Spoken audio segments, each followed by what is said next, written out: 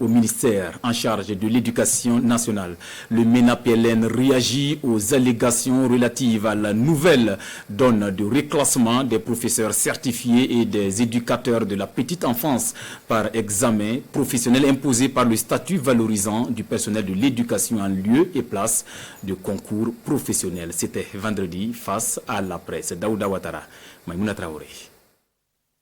Le ministère de l'Éducation nationale, de l'alphabétisation et de la promotion des langues nationales, à travers cette conférence de presse, annonce la mise en œuvre du statut particulier des personnels de l'éducation et de la recherche.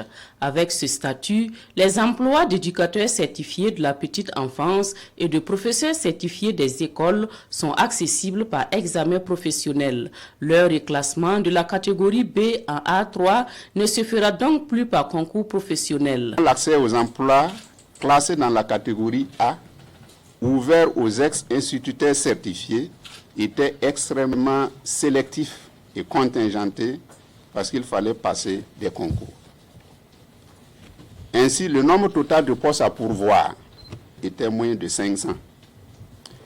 Donc, vous constaterez donc que la grande majorité des instituteurs certifiés restaient donc bloqués dans la catégorie B, compte tenu des difficultés pour accéder à la catégorie A. Avec ce mode de promotion des carrières, il suffit pour les candidats d'obtenir la note de 10 sur 20 pour être admis. Si après l'admission au concours, il faut attendre 1 ou 2 ans après la sortie de l'école de formation avant d'être reclassé, avec la formule de l'examen professionnel, le reclassement intervient dès le 1er janvier de l'année suivant celle de l'admission.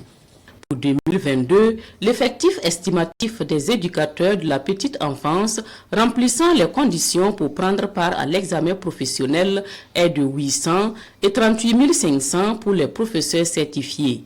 La mise en œuvre de cette opération va coûter plus de 24 milliards de francs CFA si tous les candidats à l'examen sont admis.